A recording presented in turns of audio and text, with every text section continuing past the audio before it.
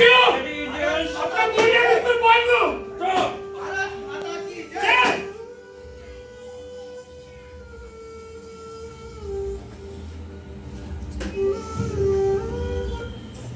इस तरीके से पूरे देश भर के अंदर धरपकड़ शुरू हो गई, गिरफ्तारियां चालू हो गईं और अंग्रेजों का जुल्म बढ़ने लगा। लेकिन जैसे जैसे जुल्म बढ़ रहा था वैसे वैसे क्रांति की चिंगारियां भी बढ़ रही और उन्हीं चिंगारियों में से पैदा हुए कुछ क्रांतिकारी। आइए देखिए नाटक का अगला दृश्य।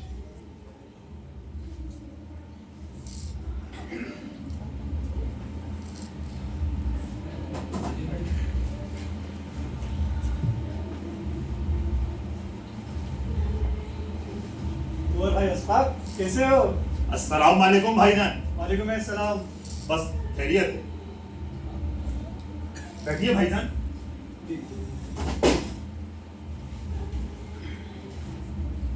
और भाई अस्फाक कैसी चल रही तुम्हारी पढ़ाई लिखाई? बस अल्लाह का शुक्र है, पढ़ाई लिखाई तो बहुत खूब चल रही है। अच्छा, फिर वो तुम्हारी शेर और शायरी क्या लिख रहे हो आजकल शायरी में? शायरी का क्या है जनाब, मुल्क के हालातों को देखकर कलम चल जाती है और शेर लिखा हो जाता है। एक नई ताजी ताजी नज्म लिखी है, अगर इजाजत दो तो सुनाऊं? जरूर, इजाजत है, सुनाइए। कसली है कमर अब तो कुछ करके दिखाएंगे, कसली है कमर अब तो कुछ करके दिखाएंगे, आजादी ही हो लेंगे या सर कटा देंगे। वाह। सीखा है हमने लड़ने का नया तरीका, सीखा है हमने लड़ने का नया तरीका, तुम चलाओ गन मशीने हम सीना अड़ा देंगे। वाह, बहुत उम्दा है।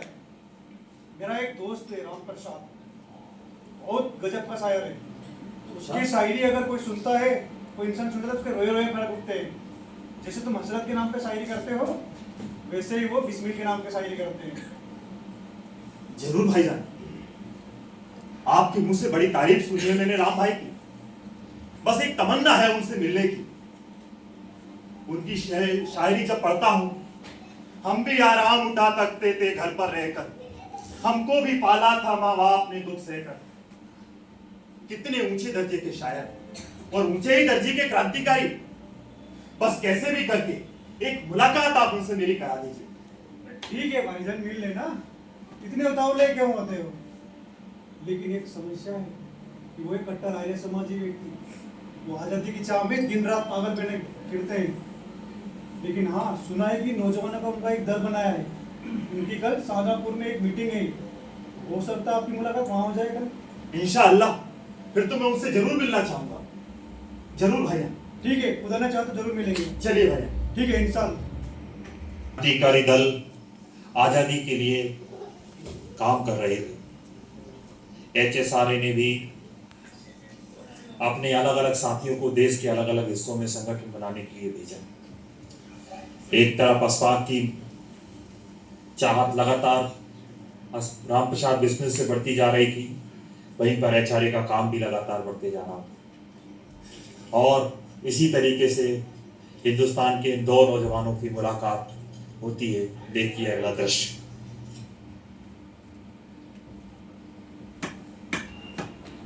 समूचे आजादी आंदोलन को सिर्फ चोरा चोरी घटना के चलते वापस ले लेना, ये तो सरासर गलत हुआ। और यही तो मौका था उन फिरंगियों को बता देने का कि अब उनके दिन आ गए हैं। लेकिन अब क्या करें?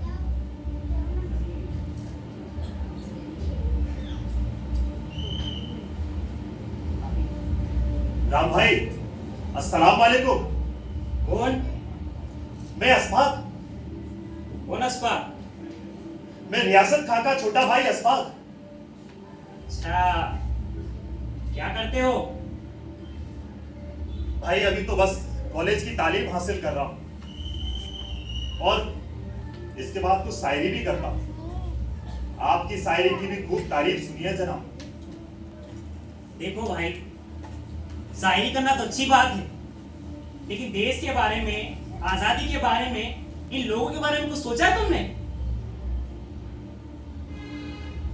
देश के इतने बड़े आंदोलन को एक छोटी सी घटना के कारण वापस ले लिया। गांधी जी का यह कदम सही नहीं था। अच्छा, तो तुम भी यही मानते हो कि इस तरह से अचानक आंदोलन वापस लेने से जनता के साथ धोखा हुआ है? बेशक, एक इतना बड़ा आंदोलन जिसमें मजदूर, किसान लोग सड़क पर आ गए, हजारों हजार लोग सड़कों पर आकर एक आजादी की चाह, एक सुनहरी आजादी की चाह लेकर आए। छात्रों ने अपनी पढ़ाइयां छोड़ दी, नौजवानों ने अपनी डिग्रियां छोड़ दी। ऐसे एक आंदोलन को एक घटना के कारण वापस लेना, यह समूचे आंदोलन पे पानी फेरने जैसा था। यहाँ क्यों आए हो फिर?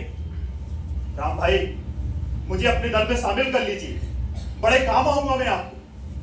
इतना आसान नहीं है जंग आजादी, मन रखना पड़ता है। और तुम थे जमींदार घराने से। कुछ आरजू नहीं है, बस आरजू ये है कि रखते कोई खाके कफन पतन। बिस्मिल जी, अगर इस जंगे आजादी के लिए इस पठान के बच्चे का अगर शरीर के कतरे का एक खून भी बहाना पड़ा तो ये पठान का बच्चा पीछे नहीं हटेगा, यह मैं आपको विश्वास दिलाता हूं। एक बार विचार कीजिए। ठीक है, अब जाओ, सोचेंगे। इस मुसलमान लड़के पर भरोसा करना क्या ठीक होगा? उसकी बातों में तो दम था। हाँ हाँ, बातों में तो दम। भाई, अपना छोटा भाई समझकर ही अपने आंदोलन में शामिल कर दो। ठीक है, कल एक मीटिंग होगी, तुम उसमें आओ, फिर देखते हैं। जी शुक्रिया। वहीं पर अंग्रेजों की फूट डालो राज करो की नीति परवान चल रही थी। देश के कई हिस्सों में दंगे होने लगे। हिंदू मुसलमान के नाम पर अंग्रेजों ने दंगे कराए और देश में एक तरीके से विघटन पैदा हो गया। लेकिन अशफाक जैसे नौजवानों की बहादुरी ने अंग्रेजों की उन कोशिशों को नाकाम कर दिया। देखिए नाटक का अगला दृश्य।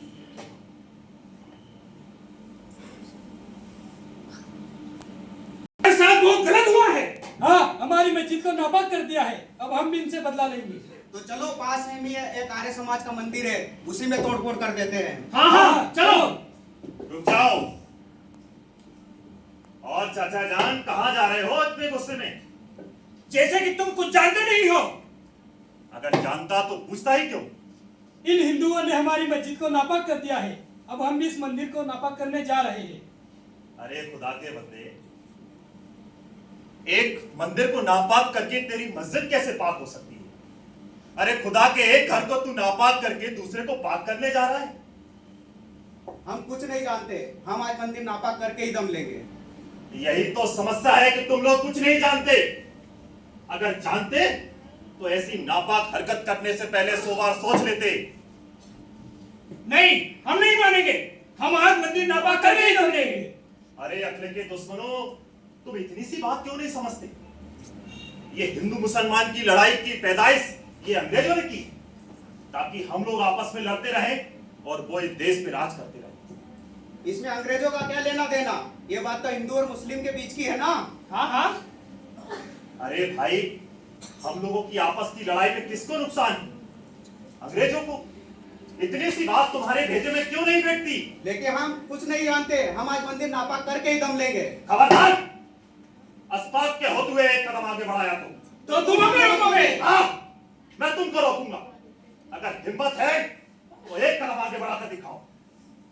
अभी तो जा रहे हैं, पर देख लेंगे।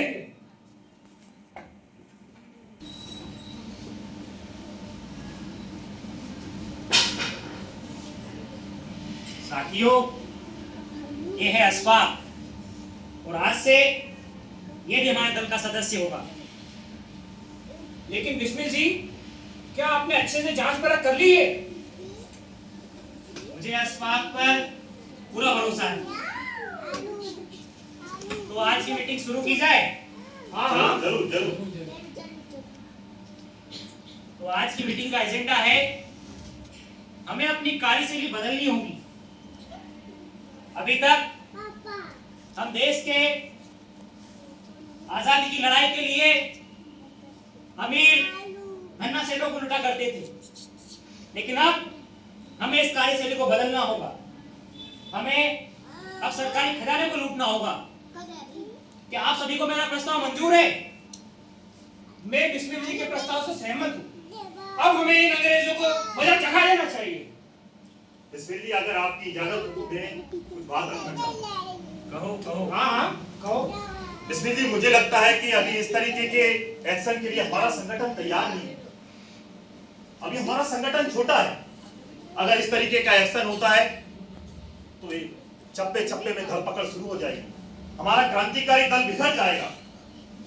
मुझे लगता है कि अभी हमें इस एक्शन को नहीं लेकर हमें धन संग्रह का कोई दूसरा रास्ता इख्तियार करना चाहिए। बिस्मिल जी, आप कह रहे थे कि आपने जांच परख कर ली है और ये तो पहली लड़ाई से भाग रहा है। इसमें लड़ने का जज्बा ही नहीं है। भाग नहीं रहा हूं मैं, ना तो मैं भाग रहा हूं और ना मेरे अंदर लड़ने का जज्बा कम हुआ है। ये तो एक लोकतांत्रिक संगठन है, मुझे अपनी बात रखने का अधिकार है। और बिस्मिल जी, अगर जो भी इस मीटिंग में फैसला होगा, मैं पूरी शिद्दत के साथ उस फैसले पर अमल करूंगा। इसके लिए चाहे भले मुझे अपनी जान ही क्यों ना देना पड़े। मैं बिस्मिल जी के प्रस्ताव से सहमत हूँ।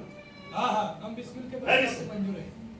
तो ठीक है, हमारी योजना रहेगी कि सबसे पहला हमला रेलवे खजाने पर किया जाए और ये हमला काकोरी रेलवे स्टेशन के पास किया जाएगा। आप सभी इस प्रस्ताव से मंजूर हैं? हाँ। इनकलाब जिंदाबाद। इनकलाब जिंदाबाद।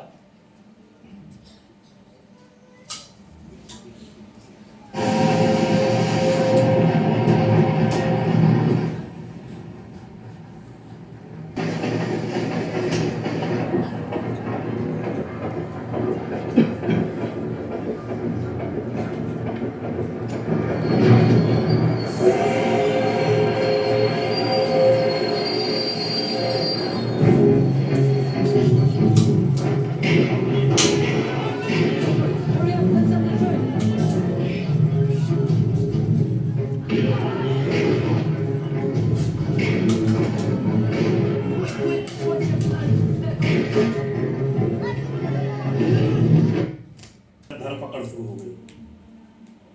अंग्रेज एक एक क्रांतिकारियों को छल कपट से जैसे भी हो गिरफ्तार कर लिया गया।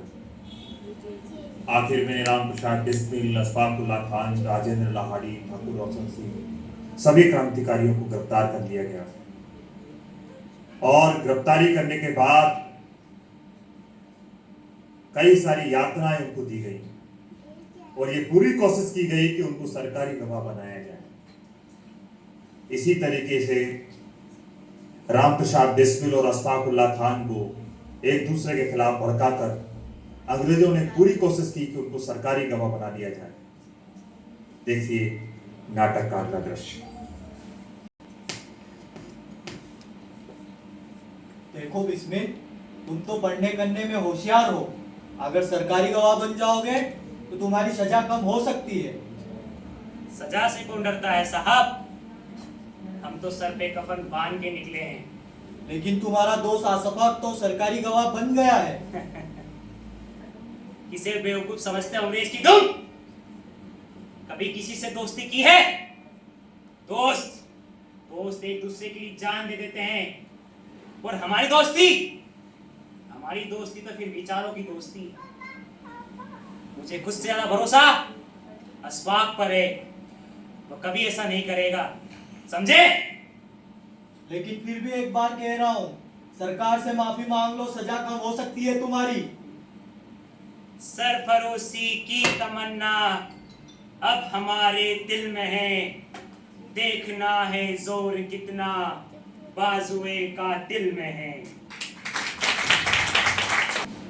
देखो बिस्मिल, तुम भी मुस्लिम, मैं भी मुस्लिम। ये देश अगर आज़ाद भी होता है तो यहाँ हिंदुओं का राज होगा। तुम्हें और हमें क्या मिलेगा? और अंग्रेजों के तलवे चाटकर तुमको क्या मिलेगा? बको मत। ये बताओ कि अगर ये देश आजाद होता है तो यहाँ पर हिंदुओं का राज होगा, उनकी सत्ता कायम होगी, तुम्हें और हमें कुछ नहीं मिलने वाला। देखो भाई, जिस तरीके का हिंदुस्तान बिस्मिल के ख्वाबों में है, अगर वो देश आजाद होता है तो मैं कहूंगा वो देश आजाद, उसके लिए मैं पूरी स्वागत करूंगा। राम प्रसाद बिस्मिल कभी इस हिंदुस्तान के बारे में गलत नहीं सोच सकते। मेरी बात मानो, समझाना तुम्हें मेरा काम है। देखो, तुम सरकारी गवाह बन जाओ, और हाँ, जिसको तुम अपना यार कहते हो वो भी एक सरकारी गवाह बन गया है। मेरी बात मानोगे तो सरकार से बात करके तुम्हारी सजा कम करवा दूंगा। ये कभी नहीं हो सकता कि राम प्रसाद बिस्मिल सरकारी गवाह बन जाएं। मुझे उन पर पूरा यकीन है। और जनाब, अगर आप मेरे रिश्तेदार नहीं होते तो मैं तुम्हारा मुंह तोड़ देता। दफा हो जाओ यहां से। मगर ये बात साथ ही जाएगी। बिस्मिल कहते हैं, मैं हिंदू हूं, फिर आऊंगा और आकर हे भारत माता तुझे आजाद कराऊंगा। मैं मुसलमान हूं, कौम की जंजीरों में बन जाता हूं, इसलिए पुनर्जन्म की बात नहीं कह पाता हूं। पर ए खुदा, तू कहीं अगर मिल गया तो अपनी झोली फैला दूंगा और एक जन्नत के बदले तुझसे पुनर्जन्म ही मांगूंगा। अब महले बलबले हैं और नारमानों की भीड़, एक मिट जाने की हसरत अब दिले बिस्मिल में है। सरफरोशी की तमन्ना अब हमारे दिल में है। देखना है जोर कितना बात हुए का दिल में है। वक्त आने तुझे बता देंगे तुझे है आसमां, हम अभी से क्या बताएं क्या हमारे दिल में है।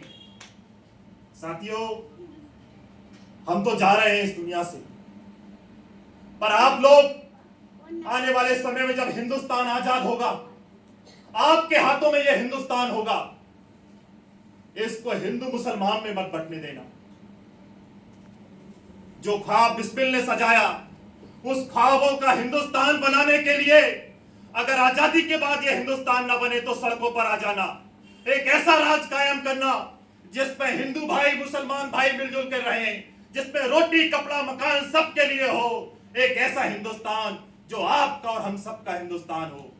ऐसी हमसे इल्तिजा है। शुक्रिया, अलविदा। एक दूसरे के विपरीत है, वे झूठ बोलते हैं। भारत की मूल समस्या क्या है? खाद्यान्नों का अभाव, बेरोजगारी, राष्ट्रीय उद्योगों का क्षय, मृत्यु दर में वृद्धि, स्वास्थ्यहीनता और शिक्षा की कमी। यही तो है भारत की मूल समस्याएं, और इन समस्याओं का समाधान ना होने पर जिंदगी जीने लायक नहीं बचती। जीवित रहना बेमतलब सा हो जाता है। जब समस्याएं एक हैं तो लड़ाई अलग कैसे हो सकती है? नेताजी सुभाष चंद्र बोस का 1928 में ये भाषण आज भी वैसे ही कायम है। कार्यक्रम, जैसा कि मैंने पहले ही बताया था, अंतिम पड़ाव पर है। कार्यक्रम में अंतिम रूप में बात रखने के लिए भगत सिंह यादगार मंच से प्रमोद नामदेव जी को मैं आमंत्रित कर रही हूँ। वे इस आज के कार्यक्रम के आयोजन और अपनी बात रखें। साथियों, आप सभी लोग